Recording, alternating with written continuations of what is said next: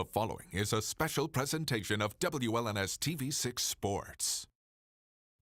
The Spartans' year number 7 proved a lucky one, as D'Antonio predicted.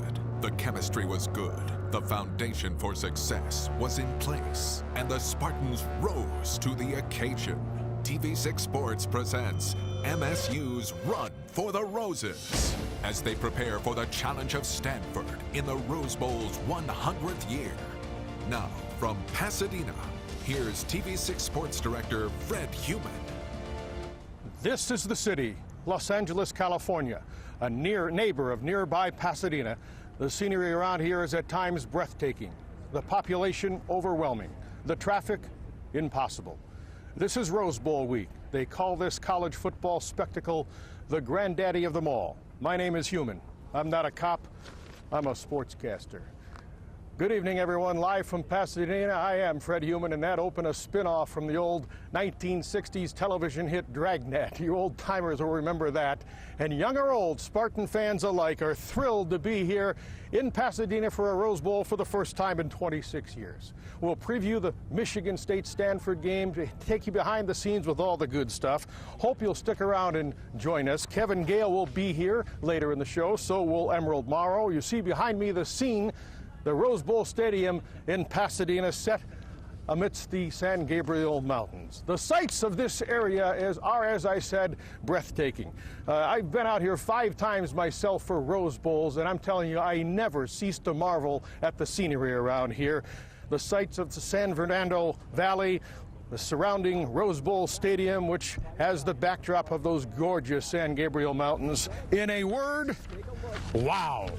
Now, the MSU team has been very busy with activities out here away from the field. After arriving Christmas Day, the first order of events was the following day, Thursday afternoon, spent at Disneyland, chumming it up with Mickey, Goofy, and the gang at the famed amusement park here. Good time had by all. Then on Friday, a tough day of practice was followed up with a police escort to Lowry's in Beverly Hills, the most famous prime rib joint west of the Mississippi, and a red carpet welcome. Then for the team, time to dig into the most delicious cut of prime rib you've ever sunk your teeth into. The Spartans then began on-field workouts here in Pasadena, in the area, on Thursday, the day after they arrived, and they arrived, of course, Christmas afternoon. The team has been working out at a nearby facility, a fabulous facility in Carson, California. Coach Mark D'Antonio had them going hard the first 3 days out here, then tapered off practices yesterday and again today. A walkthrough tomorrow at the Coliseum, not the Rose Bowl, the LA Coliseum. They'll just do a picture pose here and then go to the Coliseum. Then Coach D can let the lion out of the cage, as he likes to say, for the game at 2 p.m. Pacific time, 5 p.m. Michigan time, New Year's Day. The Spartan players are more than a little excited about playing in the first Rose Bowl game of their young lives. It's an amazing feeling, you know, when I first stepped off the plane, you know, just the feeling of being in Cali, you know, to play in the 100th Rose Bowl, you know, it's great. There's a lot of, you know, emotions running through your head. It's great to be in this opportunity with the people I am with. The senior class, you know, I never played with such a great group of people, and to go out like this is, you know, nothing more we can ask for. One of our goals is to get here, and the next one is to win it. So, I mean, that's always something that we're working towards, and Coach Narduzzi and the rest of the coaching staff is working towards. You know, we don't come here just to say, hey, we made it to the Rose Bowl. We want to come here and be like, hey, we won the Rose Bowl. You know, we were that team that, you know, made it through the conference, won the Big Ten championship, and won the Rose Bowl also. I'm not nervous. Not nervous at all. I don't think any player here is nervous. We're ready for the opportunity. It's another stage for us to come out here and to play this game, what we love, and just another opportunity to put Michigan State where we're supposed to be. I wasn't even alive the last time the Rose Bowl was, so growing up a Spartan fan, you know, my dad and family's always saying, you know, if we ever go back, you know, we're getting tickets to it. So, I mean, that's the closest I've ever heard to going to the Rose Bowl, but to see all the hype around this game, around Lansing, around East Lansing, it's way bigger than I expected it to be. That's young Mac Maxud. Mark D'Antonio likes to say there are a lot of stories on this football team, and Matt is one of them, from Lansing Catholic High School. Could have played football and played regularly at a lot of smaller schools. Wanted to go to Michigan State, elected to go here. Doesn't play a whole lot, but now he's living his Rose Bowl dream. All right, I'm joined by another man half my age, our own Kevin Gale. He's Less than half. Yeah, he's a San Francisco. Don't bring that up. He's a San Francisco native. His flight here was about 25 minutes, I think, and he joins me now to talk about quarterback for Michigan State on a magic carpet ride. That flight was actually an hour and 20 minutes. Well, whatever. To be exact. It took us 23 hours.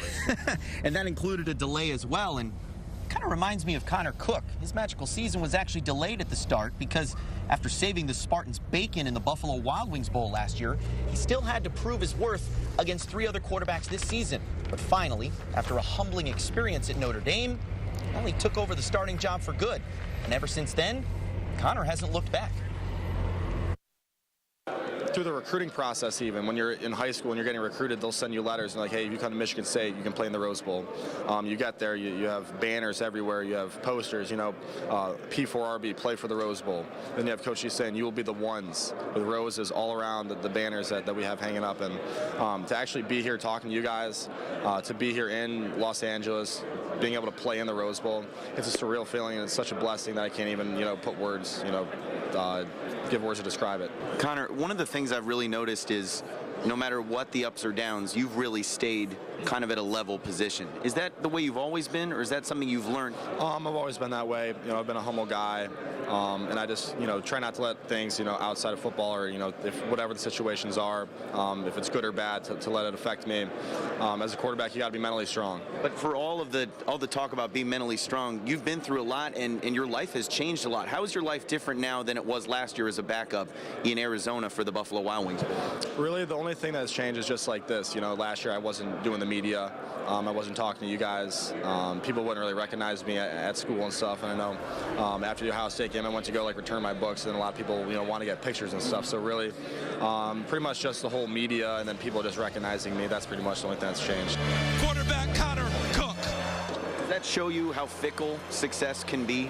Is that when you're on top, everybody wants a piece, and people are showing you love on the internet and in the media, and then things can change so quickly? It must be kind of an interesting roller coaster. Yeah, that's pretty much how it always is, no matter what you're doing, if you're playing basketball, football, whatever. But I think Spartan Nation is true, though. I think no matter who you are, if you're on the football team, if you're a starter, if not, guys, appreciate you. The fans appreciate you. But I think it just comes with the territory. And for all the talk about Connor Cook being a caretaker quarterback or simply a product of the best defense in America, don't forget this very important fact. Michigan State in 2013 is the first team ever to finish the Big Ten regular season 8-0 while beating every single opponent by 10 points or more. No matter how you slice that, Fred, the Spartans have been dominant, and Connor Cook was at the helm. And quite a year for that young man. Thanks for magic carpet Thanks ride. For sharing that story. Kevin will join us more later. When we come back, we'll visit by far the top story of the week out here in Pasadena, and it happened the day the Spartans left for California. The player who is missing from this Rose Bowl, Max Bullough. We'll get some insight on what Max is going through from his brother and Spartan teammate Riley Bullough. That's up next when we return to Pasadena with a Run for the Roses. Stay with us. MSU's Run for the Roses is brought to you by SBS, the student bookstore, home of the Green and White Shop. Church Weibel, know your rights, let us protect them. Auto Owners Insurance, the no problem people. And by 1-800-HANSON's, keeping down the cost of keeping up your home. 1954, Pasadena. The Rose Bowl saw UCLA take a 14-0 lead over Michigan State. Then Ellis Duckett blocked a Bruin punt, scooped it up, returned it 6 yards for a score to cut into the lead. Spartan fans well represented in California, and then they watched Leroy Bolden bust into the end zone from a yard out to tie the game 14-14. Fourth quarter, the backbreaker for the Bruins. Billy Wells, who had already scored 1 touchdown in the game, returned a UCLA punt 62 yards using a dipsy-doodle cutback to spring loose. And the third-ranked Spartans, quarterbacked by Earl Morrill, scored a 28-20 victory over UCLA in Biggie Munn's last game as the MSU head coach. Biggie Munn stepped down after that game to take over as athletic director. He succeeded Ralph Young, who retired. And one of Biggie's first moves was to name Duffy Doherty as one of his assistants. What a move that turned out to be for Michigan State's history. All right, one of the big stories out here, the biggest story out here, is the suspension of Max Bullough, the Spartan leader and linebacker who did not make the trip to California. Suspended for the game. His career is over. Shocking news, really, for a guy who was the leader on defense, the face of this program, and part of a third generation of the Bullough family to wear the green and white. There have been 100 rumors about what Bullough did. We're not going to speculate. We know that he's not here, won't play. Not many comments have been made from anyone in the Spartan family, but Max's brother, Riley Bullough, shared this with me yesterday. How much do you hurt for him? You know, I hurt for him a lot. You know, he's disappointed. We're disappointed. You know, he wants to be here as much as anybody. You know, it's the biggest game, you know, any of us have ever played in. So, you know, he's disappointed, but at the same time, he's moved past it. He's moving forward.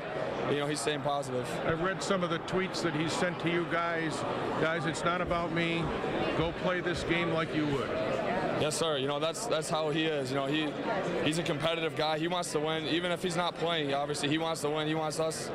You know, we've worked hard to get here. You know, he's worked hard. And, you know, so, you know, I think it would set him right, you know, to leave him with a victory. All right, Max Bullough has been in touch with Riley and, of course, many of his teammates every day out here in Pasadena. He wants them to play for themselves, not for him. Kevin Gale joins me again to talk about who stands to benefit most from Max's absence. Next man up, right? Yeah, there you go. One Spartan falls, another stands tall, and this time it's Kyler Ellsworth. He's a fifth-year senior with only 69 career tackles, but today Mark D'Antonio called on Ellsworth to make the biggest start of his life right here at the Rose Bowl. Not bad for a kid that first walked onto this team as a 185-pound wrestler. Yeah, coming out of high school, I was number one in my weight class. I was number one in my weight class at state, and like number 4 in the nation or something. I had full rides, you know, Michigan State and a couple other colleges around the nation, but you know, my first love, you know, was football. And I'll be the first to tell you, I was definitely better at wrestling. But I said if I got an opportunity to play football, you know, I couldn't pass that up. You know, one of the toughest decisions I made was, you know, turning down the money to walk on and have my dad help me pay for college. So after sitting down with Coach D, you know, I really knew this is where I wanted to come after, you know, he preached to me, you know, the best guy will play. You know, didn't really feed me any lies, you know, told me straight up. You know, after I got that scholarship, you know, I really wanted to get that for my dad. I wanted to get it for myself to prove that, you know, I can play at this level. And after I did that, you know, it's been great. I haven't looked back since. You know, people always ask me, do you miss wrestling? And you know, I miss the aspect of, you know, competing one-on-one, but I don't miss as much as I would miss football. If I'd have wrestled and not played football, you know, I'd be looking on TV right now watching, going, man, this could be my opportunity. What could have been, yeah. What could have been. And so, you know, I've been happy and excited with, you know, the decision that I made, and, you know, I haven't looked back once. And Kyler wasn't just a good wrestler. He was great. He actually won back-to-back state titles at Goodrich High School. He had a perfect 67-0 record as a senior, and he actually joked with me yesterday, Fred, he might still be a better wrestler than a football player. Not bad for a guy who's going to start here at the Rose Bowl, but there's no question about his toughness. And they're glad he's here. Thanks for that, Kevin. You're not done working yet. Stand by. We still have this Stanford football team to address, and speaking of Stanford, the Stanford Cardinal are here by virtue of winning the Pac-10 championship game over Arizona State a couple of weeks ago. Cardinal are 11-2. They're coached by David Shaw. I found out I went to the same high school as David Shaw. You see, he's younger than I am, so you know, it's at different times. That's where our chat started. I actually graduated from Rochester Adams, and I've been told you played a year there, right? I was there honestly for 3 years. Really? Yep. Your dad was a coach with the Lions. He was with the Lions. I left at the end of my junior year. What's this Michigan State team pose in a challenge for you? It starts with their defense. Very physical, very fast, very athletic. It looks like they don't do a lot of things until you watch them, and you see a lot of nuances that they're very good at. And then, like us on offense, they're a physical running football team. They got a very good running back that breaks tackles, and have receivers that can make big plays down the field. Do they resemble anybody in your conference? Yes, us. Absolutely. We both joked that we went to high school at Rochester Adams with a much more famous graduate. That would be Madonna. Oh, well, when we come back, we will talk to one Spartan player who's been California dreaming for some time now. He's a native of here in Cali. Fofinotti, Kevin Gale with an entertaining chat with the MSU offensive linemen, fellow Californians, chatting it up when the Run to the Roses continues. Now it's third down, just 7 seconds, and Dave Kaiser boots one from the 31-yard line, a 41-yard field goal, and the Spartans go into a 3-point lead with 7 seconds to go in this ball game, 17-14. With 7 seconds to go, there wasn't too much that UCLA could do. The Spartans will kick off. However, before the kickoff got underway, the goalpost came down on the north end of the field. The Spartans try an onside kick, and they fall on the ball, getting possession on the last play of the ball game as the clock expires and the game is over. And everybody rushes out on the field to congratulate the Michigan State Spartans, who have won their second Rose Bowl game in 3 years, both over UCLA, and the final score in the 1956 bowl game, Michigan State 17, UCLA 14. From the archives, part of the fabulous, glorious 50s for Michigan State. Michigan State doesn't do a lot of recruiting out here in California. Kevin Gale, who is from here, ran into one guy they nabbed a couple of years ago, and he's the happiest guy among this team, isn't he, Kevin? Well, before we get into this, you all should know, Fred always picks on me from being from California. Why do you do that? Well, because you're Californians. You're not Midwesterners. I mean, you always say we're the different, people. right? He always says we're different, but if you're really looking for a guy that represents the California spirit, look no further than 300-pound Samoan Fofinotti. Yes, he's the only Spartan born and raised right here in Southern California. And despite being a senior, he's still trying to set his teammates straight on what life is like here in the Golden State while introducing his family to the pageantry of Big Ten college football. They're excited. A lot of them don't even know what tailgating is. And then so, some people who's been to a game will break it down to them. They're like, oh my God, oh, they start when? Oh man, that's exciting. But I know everyone's excited. I got to make sure I get some T-shirts. Everyone wants to, oh, can you bring me some Spartan gear? I want to rep with Spartan Nation. And, I just know that I might have my own student section out there.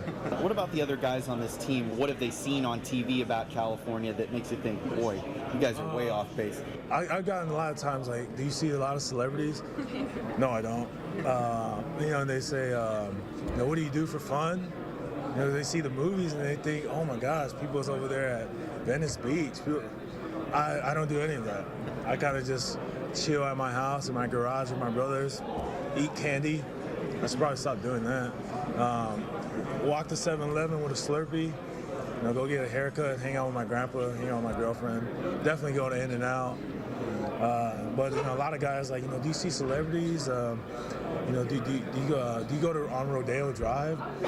No. But just hearing that excitement, I'm definitely excited for these guys just to go out there and experience it. Yeah, most of Fo's plans revolve around food, and even though he told his teammates you won't see any celebrities out there, MSU cornerback Darqueze Dennard said he did see rapper Wiz Khalifa. You're a big fan of Wiz Khalifa, right? Who is Wiz? Oh, I'll burn you a CD. Yeah. You can put it in your car. Okay. They also saw ESPN's Stephen A. Smith, who I don't really think is a celebrity, but they seem excited about it. Yeah. All right, Kevin, thanks for that. There's a Michigan connection on this Stanford team, specifically a Detroit Lions connection. His name is Sanders. In fact, his name is Barry Sanders. How about Barry Sanders Jr.? Yes, the son of the Lions' great running back, wears number 26. I covered his dad's whole NFL career while working in Detroit. Barry used to bring 2-year-old BJ to practice the old Pontiac Silverdome, and Barry will be here for the game Wednesday to watch his son run against the Spartans. I caught up with Stanford's Barry Sanders this week about playing in the shadow of the greatest of them all. What's it like being Barry's kid? It's just like any other, father-son relationship, but, just a little bit more perks. He's a great role model, definitely very family-oriented, and so, he's taught me a lot. I see you don't wear number 20. I don't know if that's by design. Absolutely. I mean, I wasn't, doing it purposely just, to not wear 20, but I don't think 20 looks as good as me as it did on him, and so I just wanted to find a number that fit me well. I have a compilation of Barry runs. Do you have a favorite Barry run? Yeah, there's a lot. Maybe the one against the Patriots where he made the guy do a full circle, but then you have the one against the Bears where he looked like he was getting tripped up and he ran down the sideline. But yeah, those two stick out. And if you didn't catch it, the guy he faked out for the Patriots in that run was current Spartan assistant coach Harlan Barnett, then of the Patriots. Okay, Mark D'Antonio has coached in the Rose Bowl once as an assistant to Jim Tressel with Ohio State. So I figured it was really his only previous trip to the Rose Bowl, but I was mistaken. Well, I went there in May. This past May, I went there. For a while. Just for a while. On a vacation? I was out there, and I forget what, I was out there for an alumni event, and we were staying down about 2 hours south of there. So we took the trip to the Rose Bowl. I wanted to be there. I wanted to walk in there. I wanted to see and feel what it was going to be like to be there. And they stop you at the gate, and they're not letting you in. They are not letting you in. So we had to get special permission. Got that arranged. They took us on the field and walked around and videoed a real quick message to our football team. And hey guys, welcome to the Rose Bowl. Had an opportunity to come out here in late May and just walk on the field a little bit. This is where we make it happen. So January 1st this year, or 2014 as we get into it, it'll be our time. It will be our time. And as I said at the banquet, you will be the ones. Other than that, yeah, that's the only time I've been there. Pretty poetic. You will be the ones. He told them that at the banquet, and they indeed are. How cool is that? And how cool is it that we'll be joined by the man who last took Michigan State to the Rose Bowl as a coach, George Perles. That was 26 years ago. Aaron Pasadena, the Perles memories up next on Run for the Roses. Stay with us. There was a definite green and white flavor in the crowd of more than 100,000 as Michigan State makes its first appearance in the Rose Bowl since 1966. When McAllister hooks up with split-end Andre Rison for the bomb. The junior from Flint makes a spectacular over-the-shoulder catch for 55 yards and a first and goal on the Southern Cal 7-yard line. 2 plays later, Lorenzo takes it through a gaping hole on the left side, and the Spartans open up a 14-3 halftime lead. To break the tie from 36, Langloh. Michigan State leads. Perhaps for Rodney Peete to take a shot deep here. Nope, they fumble the ball. Who's got it? Michigan State. The Big Ten has come to Pasadena and will go home a winner.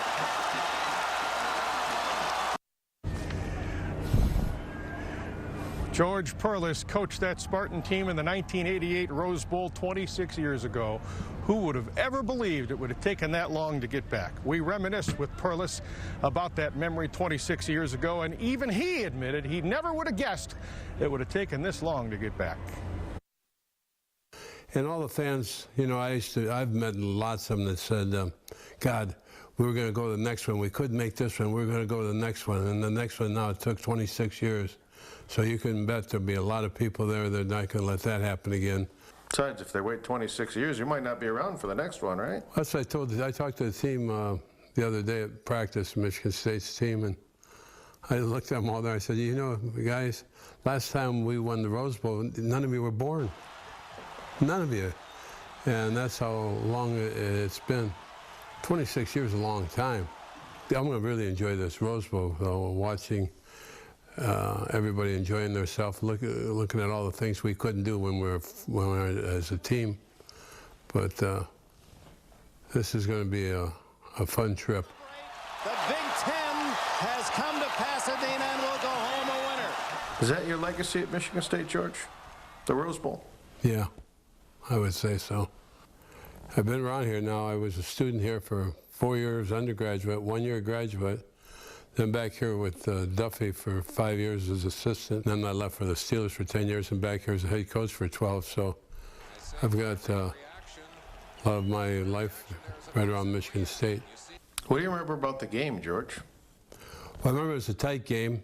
And, you know, something, Fred, you might say we were conservative. You might say that we ran the ball a whole lot. Fact is, we threw the ball 7 times, and 4 too many, but we threw it 7 times. We ran it every down, toss 38, toss 39. I figured if it worked on that side, well, we might as well run the same thing the other side. Do you remember the end of the Rose Bowl and the kind of feeling you had, George? Yeah, I remember the Rose Bowl. I've seen it on film. A lot of, for some reason, the cameras were in the locker room after the game. And it was a really joyous celebration there. The kids were all fired up.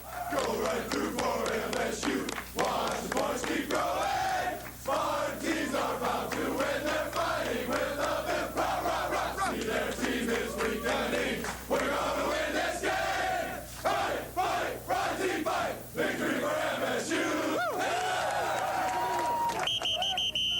None of us knew how important it was later on in years. That was something that they'll always remember. I'll always remember it. You did it. It doesn't matter if you win by 1 point, 3 points, 30 points, 100 points. A victory is a victory. Yeah! That locker room was unbelievable. The enthusiasm that was running around that locker room. The next one up is Rutgers. I don't think I've ever seen you happier than in that locker room. It's a big deal because I always thought of Biggie and Duffy, all the things they accomplished, and now we're in a game that they would be proud to have us in. I thought the world of Biggie and Duffy, and I remember them often. George speaks with great reverence about those two men, in particular Duffy Daugherty, the man he calls the Irishman. Ironically enough, Duffy's memorial service was the very day Michigan State beat Indiana in November of 1987 to clinch a trip to the Rose Bowl. George told me that he looked up into the sky after that game and said Duffy must have had something to do with it. With that, we bring back Kevin Gale to talk about a current Spartan from Lansing, also playing with a heavy heart this week, right, Kevin? It's been an emotional senior season for Micaiah Reynolds, Fred. Back in August, he actually played Good Samaritan when he pulled over to the side of the road to help an 18-year-old man who had been shot. That young man later survived thanks to Micaiah's help, but unfortunately just days ago, Micaiah's grandfather passed away, and because he's here in Pasadena with the Spartans, Micaiah was unable to make the trip home to attend the funeral. I mean, of course, it was disappointing, me being one of the only people that couldn't attend and everything, but, you know, they did a little video tribute to him, and I was able to say a few words without actually being there. So, you know, it was good to know that I had the support of my family and everything there, and, you know, I was there in spirit. Mark D'Antonio puts roses all over the facility. What's it like to actually be here? It's been an experience that I'm really taking in, but I don't think it'll really sink in until I'm already gone. And as much as I would, you know, love to be able to say that I got the full-fledged everything, you know, while I was here, I'm sure I won't be able to really soak it all in until I'm back home. But you know, it's been, you know, honestly a dream. You know, you dream about the games like this and on a stage like this when you're a little kid and everything, and you know, the fact that we're here now is just the culmination of all your hard work, all the fruits of your labor coming to pass. And to be a kid from Lansing Sexton, to go with the hometown college to the Rose Bowl for the first time since 1988, you can't write a better script than that. You know, maybe I'll write a script. Who knows? You know, but you know, it's great. You know, to be able to start and finish in Lansing, and you know, being so close to choosing other schools and stuff like that. And, you know, I never really would have thought, you know, when I was a freshman in high school that I would end up going to state. I always thought I was going to go out of state, but, you know, I'm here. I'm blessed to be able to be here, and, you know, it's just a great opportunity. Micaiah's life really has played like a movie script recently, but Fred, the ending is still unwritten. and I'm sure a Rose Bowl would be a perfect way to cap off this storybook tale. God rest the soul of Makaija's grandfather. I'm sure he will be with Cajun spirit on Wednesday. All right, when Run to the Roses comes back, we reminisce a little more. We go back to 1966 and a couple of Spartans from that team who are here in Pasadena.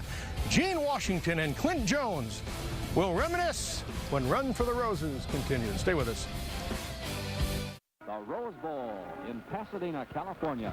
It's the 77th annual event, matching the Michigan State Spartans versus the UCLA Bruins. January 1st, 1966. Now Clinton Jones gets off with a great run here at 26 yards, almost being hemmed in. He jitterbugs and dances inside and out, back pedals. The junior from Ohio shows why he is an All-American. Clinton Jones. Jimmy Ray is in there at quarterback, number 16. Finally pitches back to Bob Apiza. The sophomore fullback is off and running. He goes right down the sideline for a touchdown for Michigan State. And the Spartans are back in the ball game, 14-6. Number 16, he tries to roll out right. Can't find running room. Gives to Apiza, the fullback, and Bob is caught a yard short. The UCLA Bruins have done what nobody thought they could do, upset the #1 team in the country, the Michigan State Spartans. They do it 14-12. The 1966 Rose Bowl. The UCLA quarterback was a sophomore by the name of Gary Beban. 2 years later, he would go on to win the Heisman Trophy. Two members of that Spartan team that lost that day in town this week. Their names, Gene Washington, the wide receiver, and Clinton Jones, the running back, and neither one has stopped smiling all week long. Oh, this is my first Rose Bowl. Really? 48 years. Really? 1966. Yeah, what are your memories? Well, the memories, hey, great time. What kept the team together? What was the glue of that team? Well, our defense. We had a hell of a defense. Webster and Bubba and Charles Thornhills, and just great guys. And D'Antonio's done okay here, hasn't he? Coach D he's just fantastic. I mean, he's just a great guy and a great coach and great staff, and just super having him join the Spartans. What do you remember about the 66 Rose Bowl? Well, I have my email is CJ66 Rose Bowl, so it's always in my memory.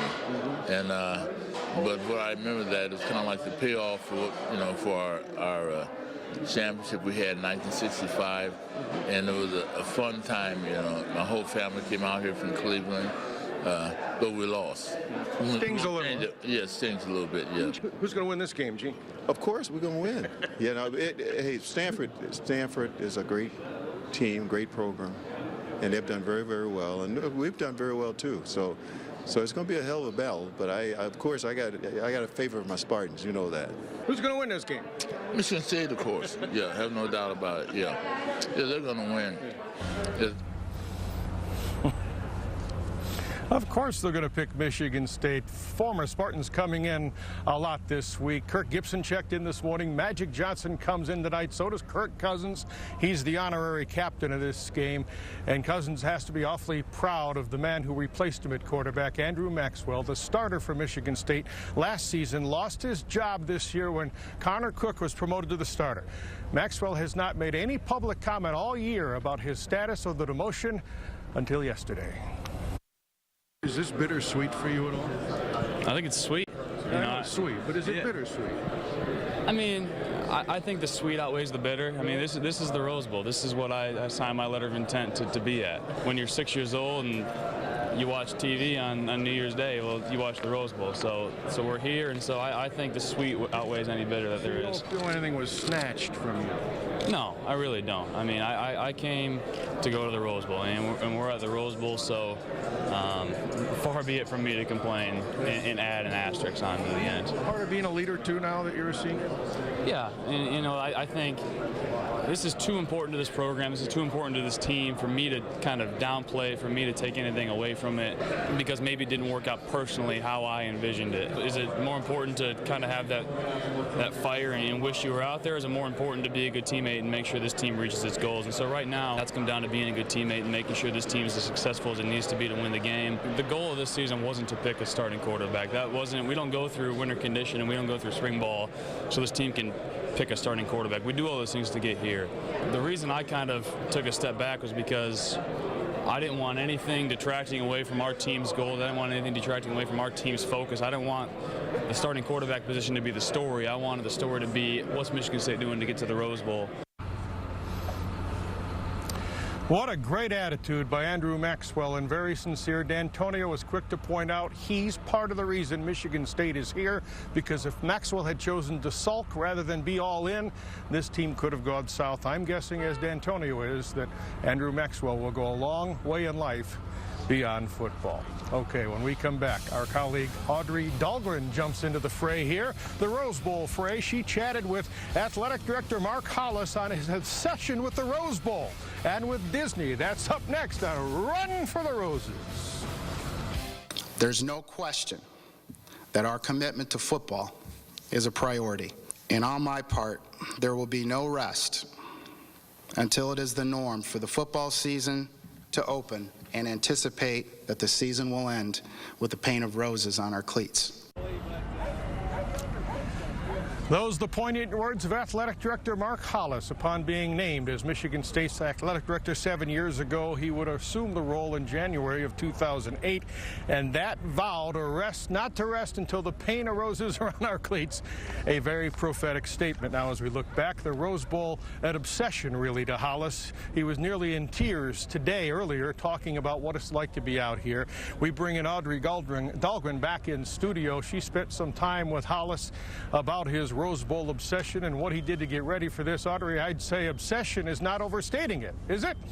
Absolutely not, Fred. January 1st is a significant day for Michigan State athletics. Not only are the Spartans making their first appearance in the Rose Bowl game since 1988, but as you said, New Year's Day will be Mark Hollis' 7th year anniversary as Michigan State's athletic director. And on January 1st, 2008, the Run for the Roses began. And it all started with one rose in Hollis' office.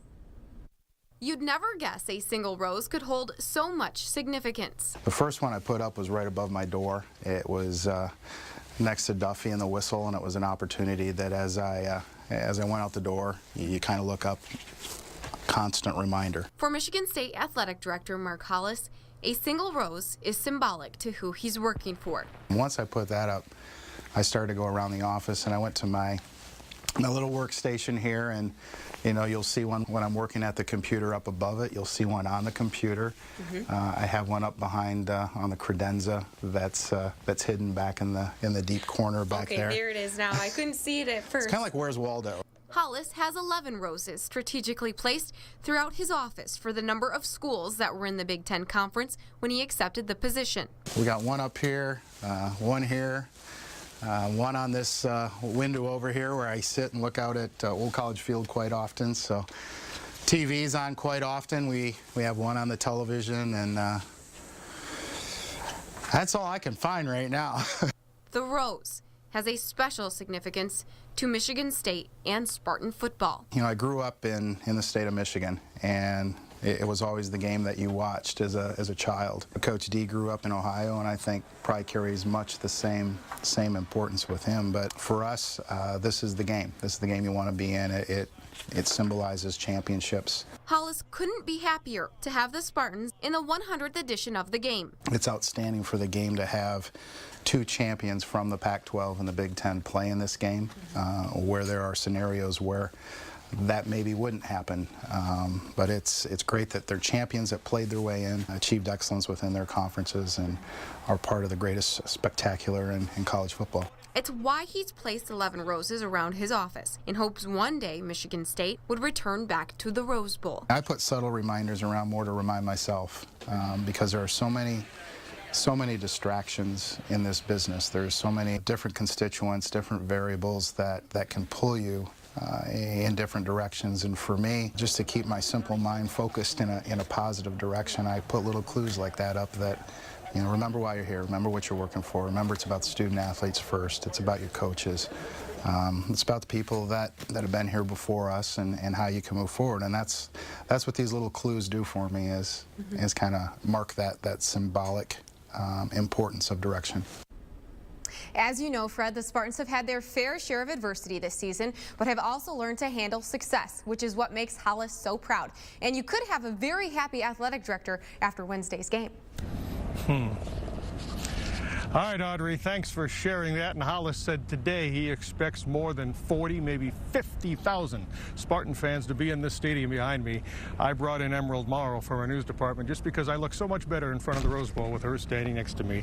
And you've been tasting the flavor of it all, haven't you, this week, haven't you? I have, and I've been having a great time. I've been hard at work, Fred. I know you've been hard at work. The football team has been hard at work, but so has the Spartan marching band.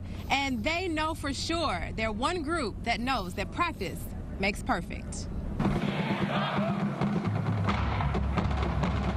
And they are working hard to make sure they put on a good show for you on Wednesday.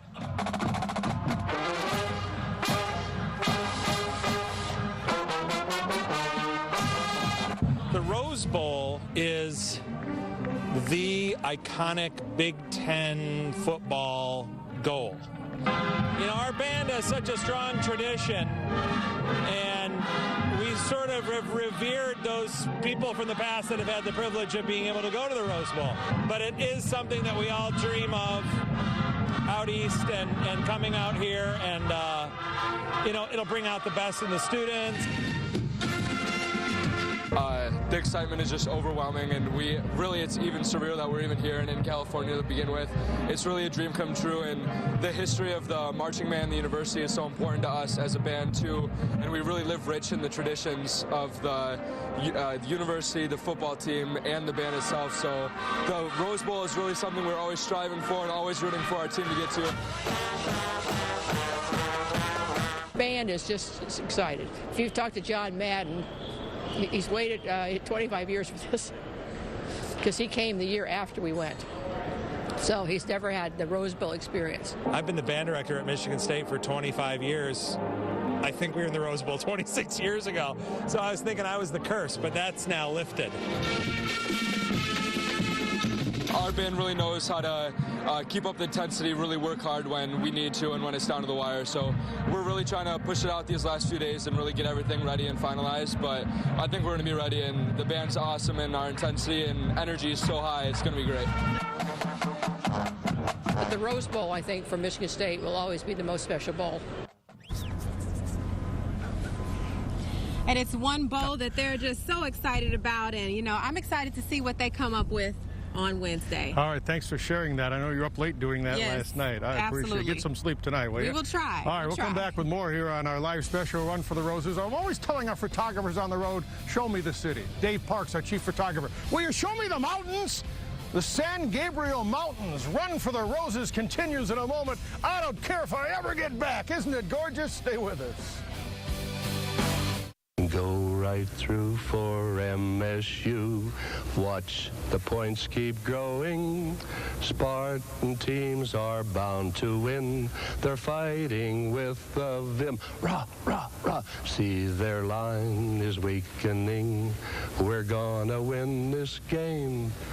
Fight, fight, fight, team, fight. Victory for MSU. How about that? Former Michigan State coach Duffy Daugherty, who led the Spartans here to the Rose Bowl in 1966, singing the fight song to his team. A moment from the video treasure chest at 6 Sports. Man, was that kind of fun. All right, now let's talk about the current coach, Mark D'Antonio. He was scheduled to appear at a photo op today along with Stanford coach David Shaw. But David Shaw was like a half hour late, so D'Antonio was left there with the Rose Bowl trophy to pose alone. Kind of an awkward moment for the coach, as he said later. We'll see it here now. D'Antonio posing with the Rose Bowl trophy, and then, you know, just saying, hey, this really isn't right for me to be here alone, but I had a chance to speak to the coach about what this week has been like so far. How do you separate living the dream out here from the focus and getting ready for a game you want to win? I think that's the part that I keep talking about. You got to be able to handle success. You know, handle adversity certainly when things don't go quite as well as you want, but you also have to be able to handle the success that you've had, be able to keep it in check, regather yourself every day and go out and practice. You got to focus. You got to have great team meetings. Then you got to be fresh. I think you got to be fresh playing this football game. It's been busy for you, you said. Has it been harder to avoid the coaching distractions than in any other bowl game you've been in?